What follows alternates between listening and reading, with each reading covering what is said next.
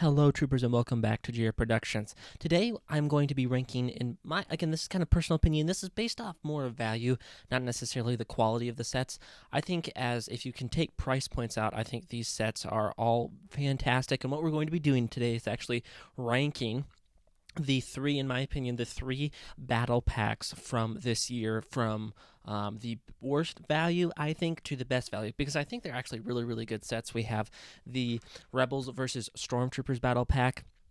That is going to be releasing at the end of the year. Yes, it's only at Lego stores and on Lego.com, but I do consider that a 2-in-1 battle pack. We have the Ambush on Mandalore battle pack, and then we have at the beginning of the year the Clones versus Droids battle pack. Now, two of them are super packs technically. Anywho, that's beside just getting into that. The one is maybe a little bit more than a super pack based on price, and that is going to lead us into our third spot. And why it is in the third spot is the new Imperial Dropship versus Rebel Scout Speeder set coming at the Lego store. Now, the set as an execution minus the price point is excellent. Like I've said, the minifigure selection I think is very good. 3 Stormtroopers, 3 Rebel Troopers. I wish we could have got a Shadow Trooper in there like we've got with the other 2 versions of the dropship. The nice astromech in there is cool as well. Not necessarily the pink one we thought we were getting, but a different one. Technically, I believe from the Clone Wars, the Droids episodes, the arc in season.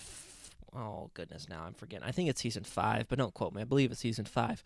So really good execution. I really like the Rebel Speeder. It's a really nice step up from the last speeder, but definitely fits the theme of the Rebel Alliance, as well as being a significantly, I think, cool looking upgrade. Although you can't get as many troopers in there, still a really good looking upgrade over the previous dropship, or previous Rebel Scout Speeder.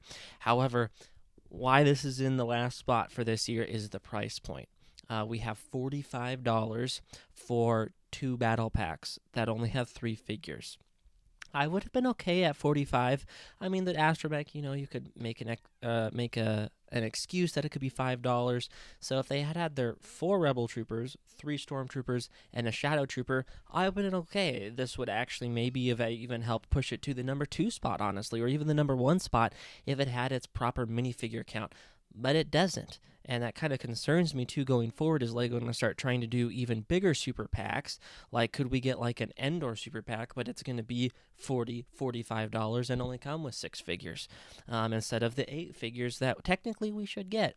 So that's what puts it down here at the number 3 spot. And the number in the middle, I have the 75373 Ambush on Mandalore set. I think this is a really great set. It's a nice way to army build, especially some Mandalorians that in this particular color. You could have some other colored Mandalorians, but specifically like the Night Owl Mandalorians and the blue Loyalist ones. It's another way to get some more of those, so that's really cool. And then we have those really cool Imperial Commandos. I know not everyone's a fan of the helmets. I know they maybe could have been a little bit better, but overall I think they did a good job. Maybe they could have done better, but I know it would also have been harder, so I think they did a pretty decent job on the Imperial Super Commando, but a really good set, a good army builder at that normal price. And at the number 1 spot, though, just because I think the value is what helps it clearly stand out above the rest of the year, most specifically the number 3 spot, I do have 75372 Clone Troopers and Battle Droids Battle Pack. And the biggest reason I just think it's such an amazing value, you have a $30 battle pack that technically if Lego wanted to do, they could have split it into 2 battle packs, and we probably really wouldn't have been upset. Maybe we would have wanted like an extra battle droid or 2, but that pretty much, in my opinion, would have been it. The Optic-Tara is actually a really good, perhaps the best build in a battle pack in a long time. One of the best ever. Of course, the return of the Super Battle Droid is incredibly amazing. Not just, of course, the same, but slight, just little improvements that help it go a really long way.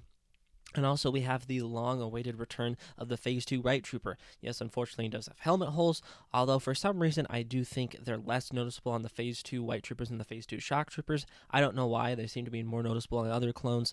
They are the less. I think these 2 clones are perhaps the best standard troopers with helmet holes that LEGO has made, so very happy to get those. And we do get a Shock Trooper. Again, this whole set is I think it technically, I mean, again, they could have split it like they did in 2006 with a droid battle pack and a clone battle pack, and we probably would have been happy. I think 5 droids. Again, people might have wanted 1 or 2 more, so you might be gypped out there a little bit, but I mean, it's been on sale oftentimes at $24 is a fantastic deal. The only thing, I've talked about that in the review and a couple times.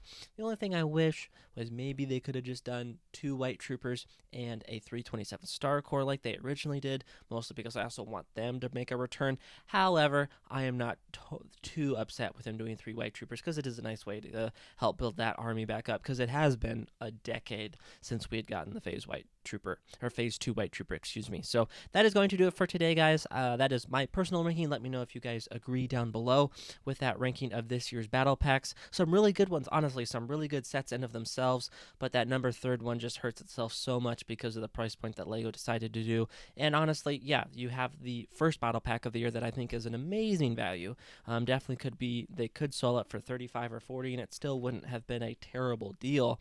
Maybe at 40 you'd want another droid or 2, but 35 would honestly have been, I think, a bad deal for this, in my opinion.